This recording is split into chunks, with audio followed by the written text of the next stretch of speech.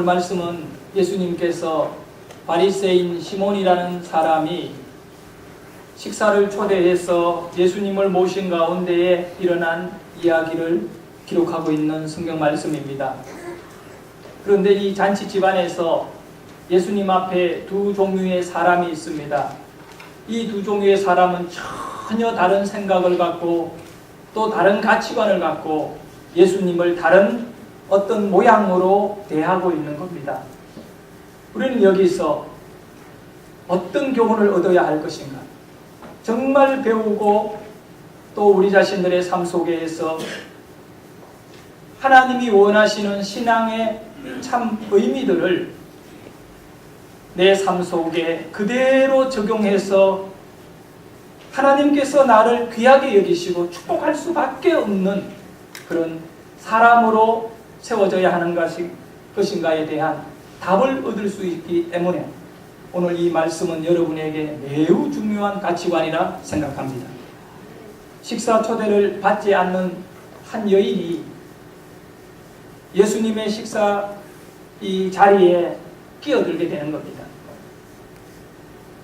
이 여인은 모든 사람들이 잘 아는 여인입니다. 근데 불행하게도 좋은 쪽으로가 아니라 나쁜 쪽으로 이 여인을 이해하고 알고 있습니다. 오늘 우리가 읽은 37절의 말씀에 보면 이 여인에 대하여 설명해 주고 있는데 그 동네에 죄를 지은 한 여자가 있어 그 여인은 죄인입니다. 예수님께서 바리새인의 집에 앉아 계심을 보고 향유를 담은 옥합을 가지고 왔어. 여러분, 그 동네에 죄인인 이 여인을 바리새인 시몬이 초청해야 했을 그런 이가 전혀 없을 것입니다. 나중에 39절의 말씀을 보면 분명히 그 뜻을 알 수 있습니다. 39절에 보면 바리새인 시몬은 이렇게 생각합니다. 우리 같이 한번 읽어봅시다. 예수를 청한 바리새인이 그것을 보고 마음에 이르되 이 사람이 만일 선지자라면 자기를 만지는 이 여자가 누구며 어떠한 자 곧 죄인인 줄을 알았으리라. 예수님께서 자신의 발을 향유로 닦고 있는 여인을 거절하지 않았던 것입니다. 그대로 예수님의 몸을 그 여인에게 내어준 거죠. 근데 그것을 집주인 시몬은 못마땅해 여기는 겁니다. 저 여자가 어떤 여자인지를 예수가 알았더라면 거절했을 것인데 그걸 모르는 거 보니까 저 예수는 사꾼 선지자 아니냐 이거예요. 입으로는 하나님의 아들이라고 말하면서 전혀 그러한 위대한 분이 아닐 것이다. 과연 예수님은 그 여자가 어떤 여자인지 모르기 때문에 자신의 발을 내어줬을까요? 이 바리새인 시몬의 생각을 너무 잘 알고 있는, 그래 이 시몬은 속으로 예수님을 비난하고 예수님을 감히 평가한 것입니다. 그런 이 시몬의 속을 훤히 아신 예수님은 이 여자가 누구인지 그걸 모르는 것이 아니라 심지어 이 시몬의 속까지도 훤히 보시는 겁니다. 그래서 이 시몬에게 예수님이 이렇게 말하지요. 시몬아, 내가 너에게 물어볼 것이 하나가 있다. 그러니까 말씀해 보십시오, 선생님. 어떤 큰 부자가 있었는데 가난한 두 사람이 찾아와서 형편이 너무 힘들고 어렵고 급박하니 돈을 좀 빌려달라고 합니다. 그래서 한 사람은 얼마가 필요하냐? 500데나리온이 필요합니다. 그래서 이 부자는 500데나리온을 빌려준 것입니다.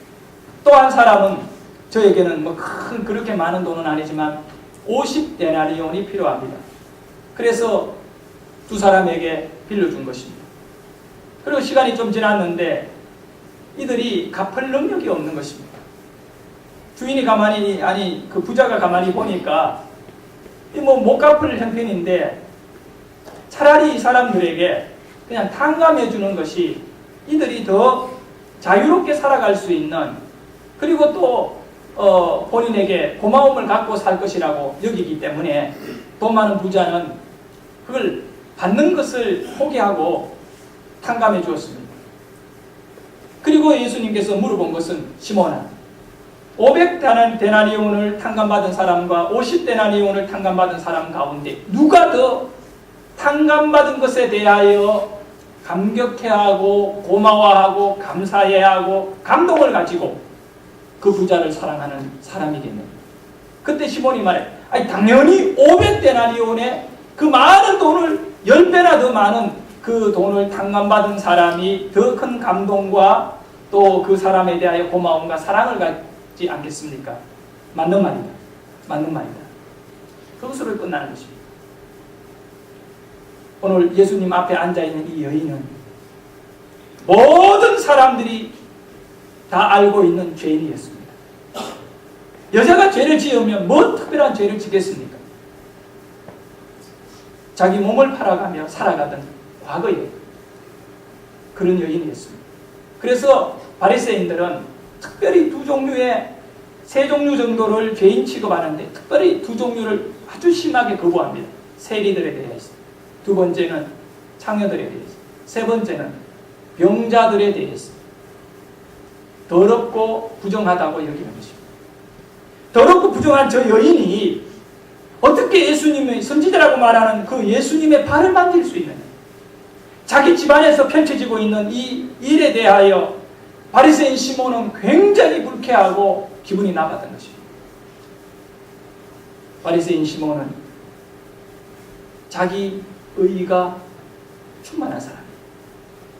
여기서 우리가 한 가지 사실을 분명하게 알아야 될 것은, 우리도 시몬과 같이 사람을 보고 판단하고 그렇게 할 수 있다는 생각하고 죄의 크기를 보면 안 된다는 것입니다. 저 사람은 얼마나 착한 사람인지, 저 사람은 얼마나 악한 사람인지, 죄가 크냐 작으냐 이렇게 죄의 사이즈를 보지 말라는, 세상의 모든 사람들은 죄의 사이즈를 보면서 지금까지 살아왔다는, 답이 없습니다. 죄의 크기가 크다고 해가지고, 죄의 크기가 작다고 해가지고 다른 것이 없다는 겁니다. 악한 것은 똑같이 악하고 죄는 똑같이 죄입니다. 그러나 예수님은 달랐습니다. 예수님 앞에 무릎을 꿇고 있는 여인은 달랐습니다. 바리새인은 죄의 크기를 보고 사람을 평가했지만 주님은 죄 사함을 받은 회개의 감동을 바라보며 평가하십니다. 아멘.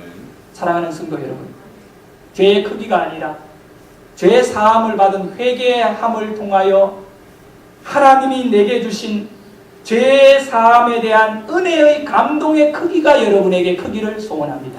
아멘. 바꾸어 말하면 작은 죄를 지었더라도 그 죄 사함에 큰 은혜가 있으면 그분은 아주 하나님 보실 때에 귀한 분입니다. 아멘. 그러나 큰 죄를 짓고 악한 삶을 살았더라도 거기에 은혜가 없으면 그는 또 악한 것입니다. 큰 죄를 짓고 악하게 살다가도 정말 자기 죄를 철저하게 깨닫고 죄의 크기만큼 나는 나쁜 사람이구나 라고 여기며 주님의 십자가의 은혜를 깊이 있게 깨달은 인물이라면 그는 더 큰 감동과 하나님에 대한 사랑을 갖고 살기 때문에 이 사람은 주님 보실 때 큰 사람인 겁니다. 아멘. 여기서 우리는 2가지를 생각해 보려고 합니다. 먼저, 예수님은 누구의 친구입니까? 바리새인 시몬의 집에 들어가 있었지만 과연 시몬의 친구입니까? 아니면 과거에 창녀의 삶을 살았던 울고 있는 이 여인의 친구입니까? 예수님은 누구의 친구입니까? 성경을 보면 누가복음 5장 32절에 내가 의인을 부르러 온 것이 아니요 죄인을 불러 회개시키려 왔노라. 아멘. 여러분, 회개를 했다는 것은 뭘 의미합니까? 자기 죄를 깨달았다는 것이고 또 죄 사함에 감동이 있다는 것입니다.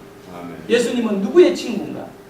바로 죄 사함에 감동을 가진 자들의 친구입니다. 아멘.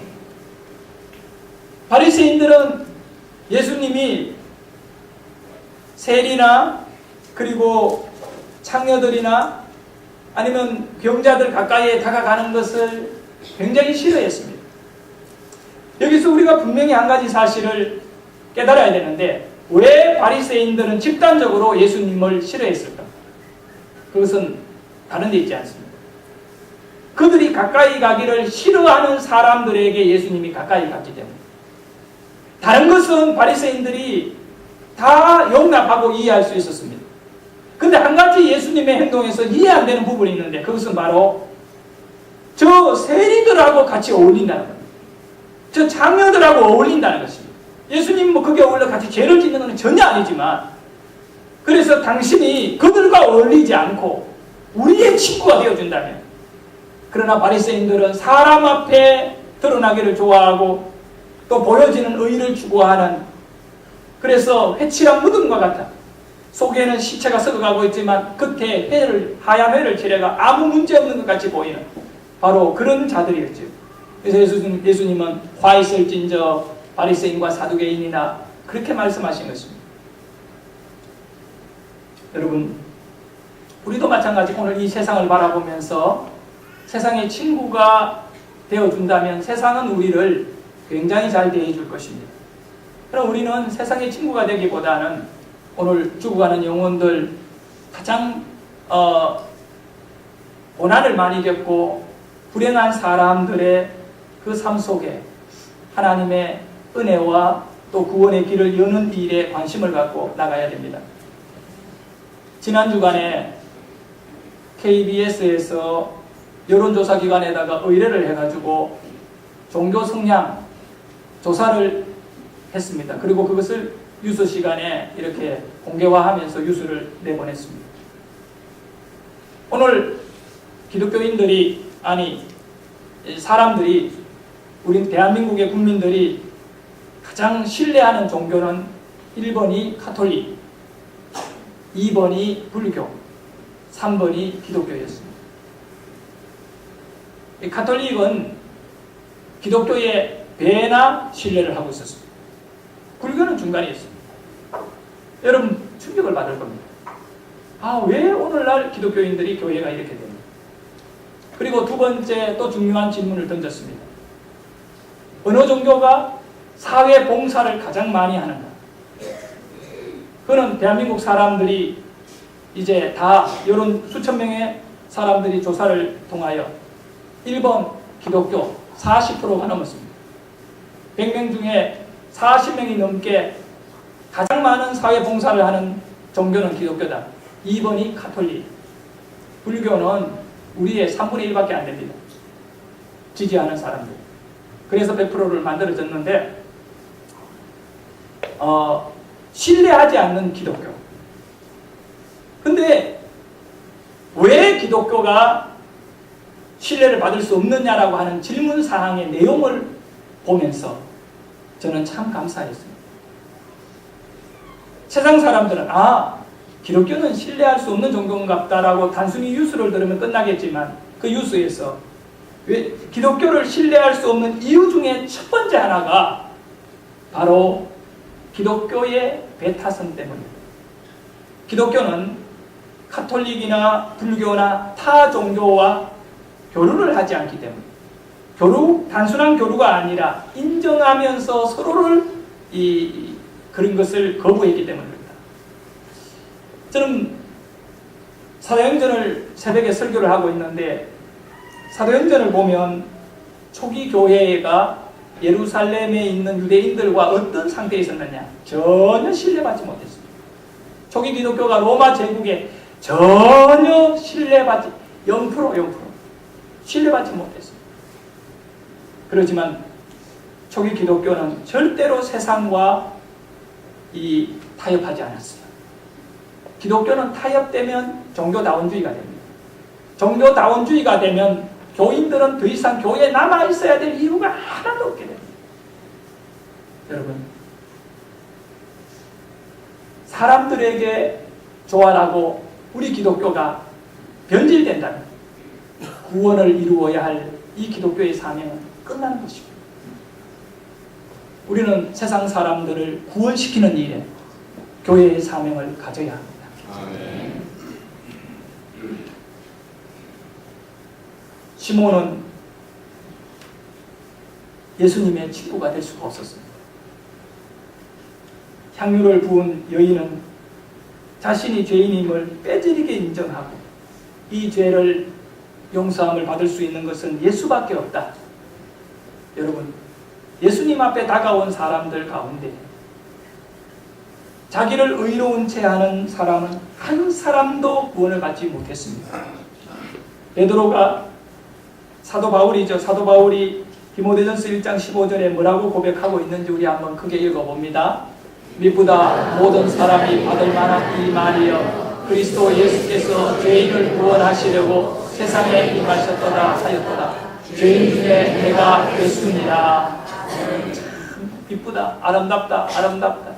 그리스도 예수께서 죄인을 구원하시고 예수님과의 이 엄청난 관계, 그리스도 예수께서 죄인을 구원하셨다. 세상에 임하셨다.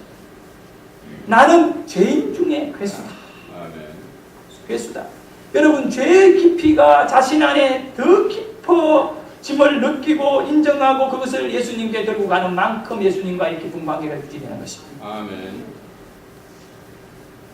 베드로도 마찬가지입니다. 베드로가 갈릴리 바닷가에서 예수님을 처음 만나고 말씀의 설교를 듣고 은혜를 받은 이후에 베드로는 예수님 앞에 무릎을 꿇고 누가복음 5장 8절에 이렇게 고백하고 있지 않습니까? 시몬 베드로가 이를 보고 예수의 무릎 앞에 엎드려 이르되 주여 나를 떠나소서 나는 죄인이로소이다. 아멘. 나는 죄인입니다. 아멘. 나는 죄인입니다. 아멘. 베드로는 예수님의 친구가 될 수 있었습니다. 아멘. 예수님은 이 죄인이라고 말하는 베드로를 데리고 제자를 삼아가지고 복음을 전하는 것입니다. 미국 100년 전에 미국 보스턴의 한 보호소에 앤이라고 하는 여자 소년이 들어왔습니다. 어린 동생을 손잡고 이 보호소에 들어왔는데 이 아이가 여기에 들어오게 된 이유는 엄마가 죽었기 때문입니다. 근데 그 아이를 부양해야 될 아버지는 알코올 중독자입니다. 술을 먹고 정신을 잃어버리고 아이들을 폭행하고 그래서 나라에서 앤과 앤 동생을 보호원에 갖다 맡긴 것입니다. 동생이 얼마 지나지 않아 또 죽어버렸습니다. 이 앤이 어린 나이에 이런 충격적인 환경을 겪으면서 너무 충격이 크기 때문에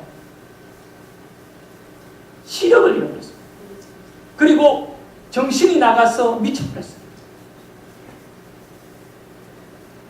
그 온순하던 소년이 고래고래 이 소리를 지르면서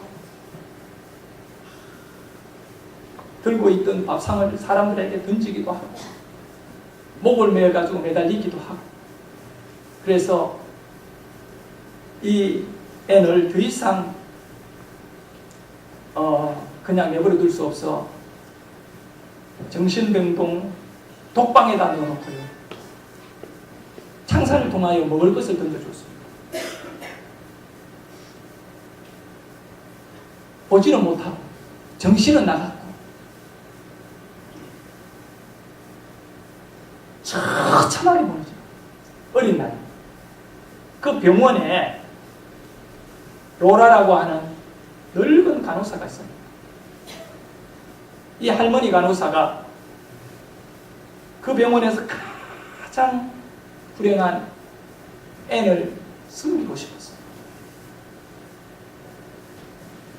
원장에게 이야기를 해서 제가 특별히 앤을 좀 보살피겠다.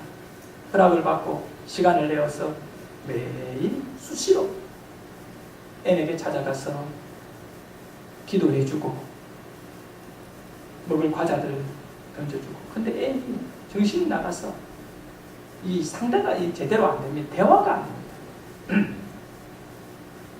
근데 몇 개월을 그렇게 하니까 어느 날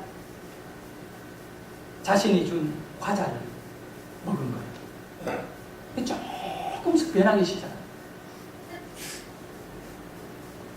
성경을 읽어주고요. 찬양을 불러주고 이런 가운데 정신이 정상으로 돌아오기 시작했습니다. 그게 얼마나 걸렸냐? 2년이 걸렸어요. 이 할머니 간호사가 로라가 2년간을 앤을 자기 자식보다 더 정성을 다해서 기도하고 이렇게 해줬더니 정신이 돌아온 앤. 결국 의사의 판정을 정상일이나 받고 이제 이 로라는 앤을 데리고 파킨슨 명인학교에다가 입학을 시켰어요. 몇 년간 이제 거기에서 학교 다닐 수 있도록 로라가 다 후원하고 다 하는데 이 전적 사랑은 이 그리스도인으로서의 사랑이었어요. 이 로라의 가장 중요한 것은 예수님이 앵같이 불행한 아이를 사랑하시기 때문에 내가 그의 친구가 되어줘야 됩니다. 그리고 외롭게 내버려지지 않도록 기독교의 사랑을 갖고 이 앤을 끝까지 품어줬는데 중간에 이제 너무 늙은 로라이기 때문에 로다도 죽고 말았어요. 그 이제 돌볼 사람이 없는 거죠. 앞을 못 보고. 근데 그 파킨슨 명인학교에 졸업을 할 적에 이 앤이 전체 학생들의 수석을 해버립니다. 지역에 있던 보스턴의 신문사가 이 앤의 이야기를 듣고 이제 글을 써서 이 사람들에게 넣었는데 사람들이 앤을 돕겠다고 이렇게 모금이 들어와서 이 신문사의 주체 아래 앤은 당시에 처음 나온 개안 수술이라는 수술을 받게 되는 것입니다. 죽어있는 신경을 살려내고 이렇게 해서 결국은 앤이 눈을 떠서 세상을 보게 되는 것입니다. 아멘. 할렐루야. 아멘. 그리고 어느 날 앤이 신문을 읽는데 신문 광고란에 어떤 내용이 있느냐 하면 보지도 못하고 듣지도 못하고 말하지도 못하는 아이를 돌봐줄 보모를 찾습니다. 사례는 후하게 하겠습니다. 이렇게 광고에 나온 거예요. 그거를 보는 순간에 앤의 가슴이 뛰기 시작합니다. 내가 보지도 못하고 정신이 나갔을 때 로라라고 하는 믿음 좋은 그 할머니가 나를 이렇게 회복시켜줬네. 내가 할 일이라고는 바로 다 모든 사람들이 포기해버렸던 이 보지도 못하고 듣지도 못하고 말 못하는 이 아이를 내가 섬겨야겠다. 이 아이의 친구가 되어야겠다. 이러면서 자원해가지고 그 아이의 보모로 들어가는 거예요. 여러분, 그 아이를 48년간을 그림자같이 따라다니면서 자기 전체 인생을 이 아이 하나 보지 못하고 듣지 못하고 말하지 못하는 아이를 위하여 친구가 되어줍니다. 생명줄이 되어줍니다. 근데 그 아이는 보지도 못하고 듣지도 못하고 말도 못하니까 예수 십자가를 모르는 아이입니다.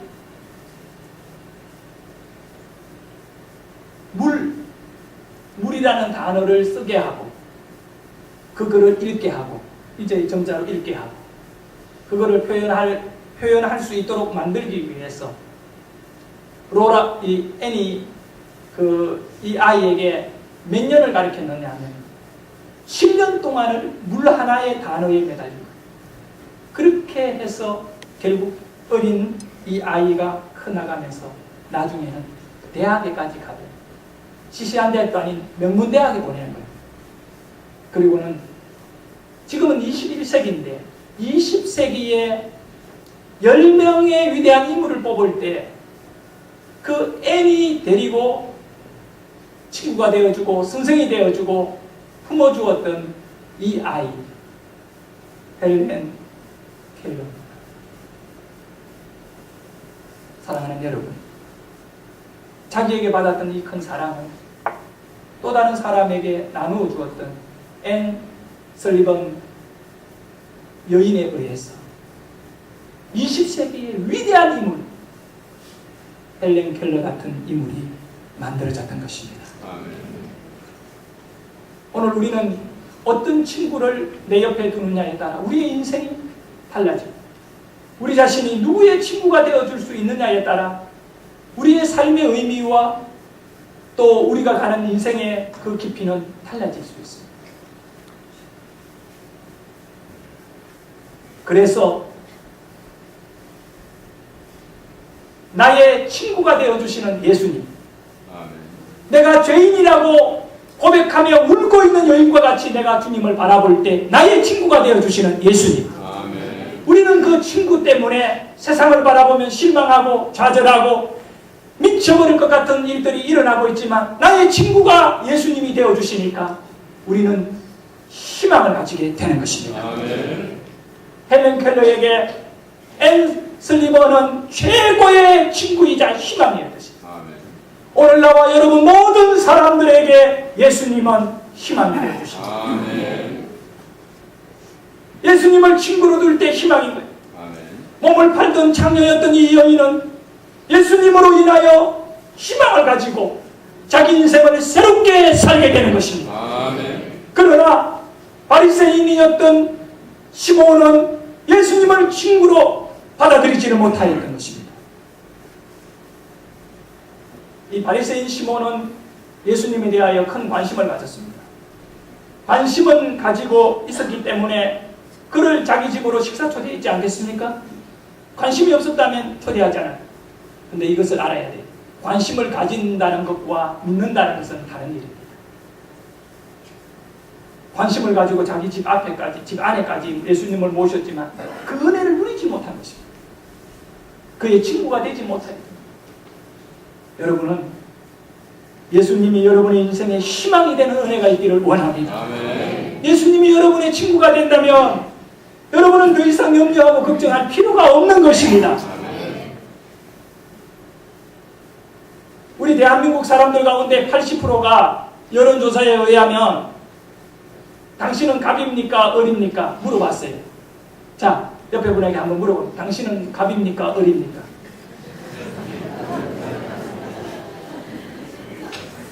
갑의 특징은, 을의 특징은 뭐냐? 을은 피해를 늘 보고 사는 인생이다. 갑은 내가 다른 사람들을 마음대로 이렇게 하고 뭐 이런 대로 산다. 이 갑과 을에 대한 의미가 있잖아요. 우유회사 얼마 전에 막 시끄러웠다. 막 이랬지요. 근데 한국인들의 80%가 무슨 답을 했느냐면 나는 억울하다. 나는 늘 당하고 사는 을이다. 을. 예? 나는 늘 당하고 사는 을이다. 남편에게 나는 부인으로 을이고 어떤 남자는 저 부인에게 나는 을이고 을이다. 을. 그 생각을 갖고 있다고 합니다. 그래서 을들의 특징은 뭡니까? 한이 맺혀 있습니다. 울분이 맺혀 있습니다. 이 을을 건들면 큰일 납니다. 자칫 잘못하면 폭동이 일어납니다. 갑과 을의 관계.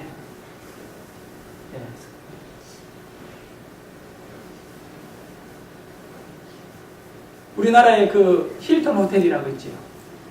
저도 그 2번이나 3일씩 잠을 자봤습니다. 신혼여행 갔느냐고요?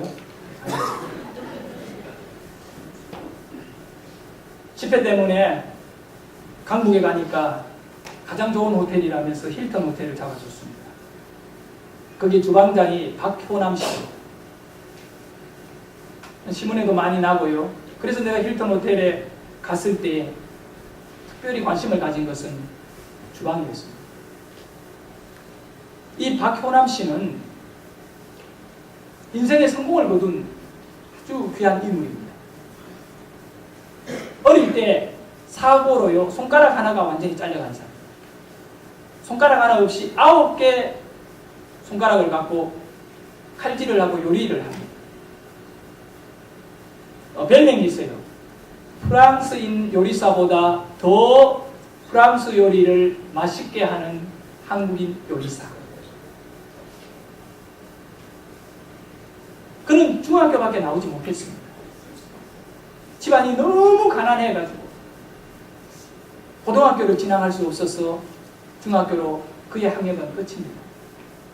그러면 부모 잘못 만났다. 못 배웠다. 손가락 하나 없다. 이 전부 불만의 요소가 되고 을로 사는 그 인생의 아주 밑바닥에서 막 이렇게 불평하며 불망하고 원망하면서 사는 그런 사람으로 전락할 수 있겠구만. 그런 요리계의 최고의 정상에 올라 있어요. 을로서의 피해의식이 아니라 그런 갑으로 사는 인생입니다. 그가 그렇게 된 이유는 중학교를 졸업하고 갈 데 올 데 없어가지고 힐튼 호텔 잡부로 취직을 해가지고 허들의 일을 하면서 작은 돈을 받으면서 다니는데 그가 충격을 받은 것이 있어요. 주방에서 일을 돕는데 요리사도 아닙니다. 그저 그냥 심부름을 왔다 갔다 하는데 언제나 프랑스 주방장이 주방에만 들어오면 가장 먼저 하는 일이 뭐냐면 휴지통만 뒤지는 거예요. 쓰레기통 있잖아요. 쓰레기통을 다 뒤집어 놓고 거기서 막 잡아내는 거예요. 버리지 말아야 될 그런 음식 재료라든가 이런 내용들이 거기에 들어가 있는 거 있으면 다 올려놓고 사람들 다 힐튼 호텔 150명의 주방 요원들 가운데 여기 해당되는 사람을 불러놓고 누가 이렇게 해요? 왜 이 회사의 재산을 손실시킵니까?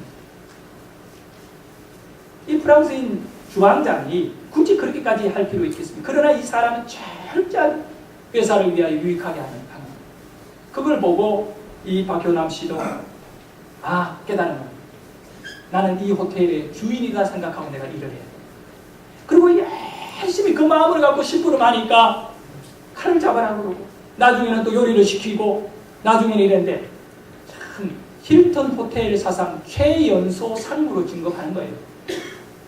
맹문대 나온 사람도 그 나이에 상무가 못 되는데 이 사람은 주방에서 요리사로서 커올라가고 있는데 상무가 되고 또 그거로 끝나지 아니하고 힐튼 호텔에서 최고 높은 이사가 된 것입니다.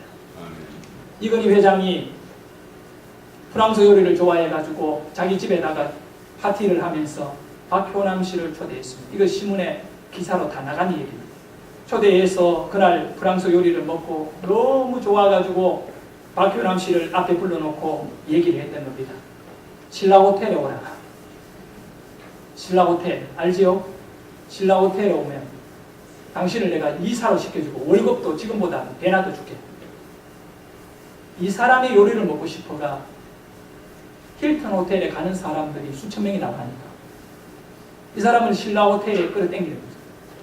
그때 박효남 눈이 둥그레지면서 한국의 최고의 재벌이 자기를 스카우트한 좋아해야 할 건데 고개를 숙이고 죄송합니다.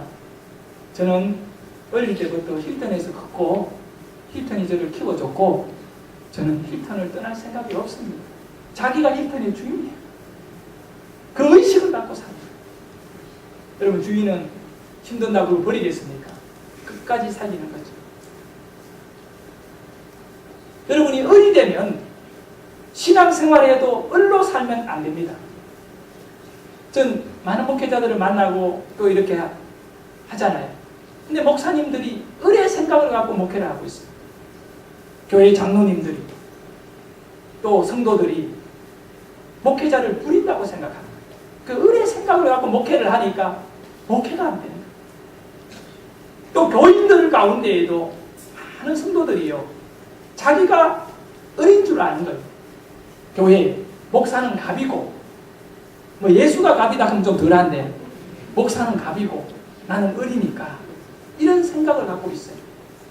이런 생각을 가지고는 하나님의 은혜를 받을 수가 없습니다. 여러분 우리 모두는 하나님의 나라의 갑입니다. 아멘. 우리는 을이 없습니다. 야곱은요 20년간을 삼촌 밑에서 거의 종살이 하다시피 했는데 어느 날 깨달았습니다. 삼촌 밑에서 아무리 열심히 일해도 이 해결이 안 나는 거예요. 내 것이 하나도 없는 거예요.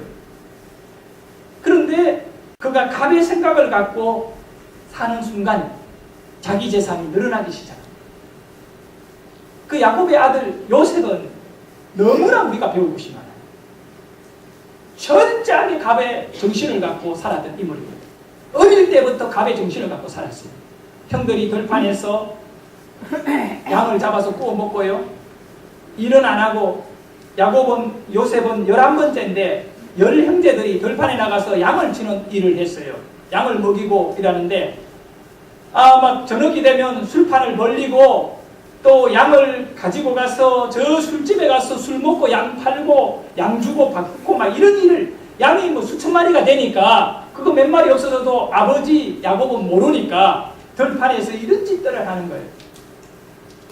여자집에 막 출입하고 그래서 이 일들을 참 낱낱이 들판에 나가 있던 요셉은 늘 그걸 지켜보고 있다가 말하지 않고 있다가 돌아와가지고 아버지에게 다 보여주는 거예요. 다 보여줘. 왜 그랬을까요? 형들이 너무너무 싫어하는 걸 알고 있으면 왜 그랬을까요? 그는 을이 아니라 그 양들을 위에가 아버지에게 고용된 을이 아니라 아버지의 재산이 우리 형제들의 재산이고 갑의 정신으로 살다 보니까 그 양들을 가지고 술집에 끌고 가서 넘겨주고 술 먹고 놀고 하는 것이 잘못됐기 때문에 그걸 고치려고 요셉은 계속해서 아버지에게 고하는 것입니다. 그걸 형들은 싫어하는 거죠. 이 을에 대한 어떤 피해의식을 갖고 저 요셉 때문에 우리가 힘들어졌다. 자기네들의 잘못 그것을 생각하지 못하고 그러다가 결국은 요셉을 웅둥이에 빠뜨리고 상인들에게 팔아버리고 이 요셉이 애굽에 가서 보디발의 집에 노예 생활하는 여기서도 보면 기가 막혀요. 요셉은 을로서 형들이 나를 파는 것에 대한 원한을 가지고 또 보디발의 집에서 보디발의 노예로 있는 것에 대하여 한탄을 하며 사는 것이 아니라 보디발의 집안에서 갑의 정신을 갖고 이것이 남의 나라이든 또 누구이든 상관없이 내게 맡겨진 일을 갑과 같이 하니까 그 집에서 최고로 인정받는 인물이 된 거예요. 아멘. 그래서 그 집안에 가정총무가 되거든요. 가정총무가 되고 살아가는데 그 집안에 갑이 있었어요. 누구냐 하면 보디발의 아내는 갑이거든요. 이 갑이 정신을 못 차리고 을같이 생활하고 살아가는 거예요. 가정을 깨고요. 그 모든 것이 다 무너지도록 만드는 것이 잘못된 것이에요. 어느 날 요셉에게 희롱하면서 달라들 때 요셉은 아이고 뭐 내 팔자에 그러고 이러지 않고 끝까지 그 집안에 갑의 정신을 갖고 이러면 안 된다는 거예요. 이러면 이 집안은 무너진다. 이러면 끝난다는 거예요. 그리고 그것을 뛰쳐나오다가 감옥까지 내려가는 거예요. 갑으로 살기 위해 감옥까지 가는 것입니다. 보디발의 집을 지켜주기 위해서. 사랑하는 여러분, 여러분은 지금 직장 생활하고 있다면 아니면 또 여러 가지 가정에서도 마찬가지입니다. 가족 관계에 속에서 나는 을이다 하는 생각을 이 시간에 완전히 치료받기를 원합니다. 아멘. 그걸 비우셔야 돼요. 아멘. 나는 갑이다. 옆에 분에게 이야기합니다. 나는 갑이다. 나는 주인이다. 주인의식이에요. 주인의식. 교회에서도 주인의식을 가져야 축복을 받습니다. 아멘. 명심하셔야 됩니다. 아멘. 가정에서도 가족들이 주인의식을 가져야 됩니다. 베드로전서 2장 9절에 너희는 택하신 족속이요 왕같은 제사장들이요 거룩한 나라요 그의 소유가 된 백성이 이 전부 갑의 정신 주인의식이 아니겠어요? 그렇게 우리는 살아야 돼요. 마지막으로 하나만 더 얘기하고 마치겠습니다.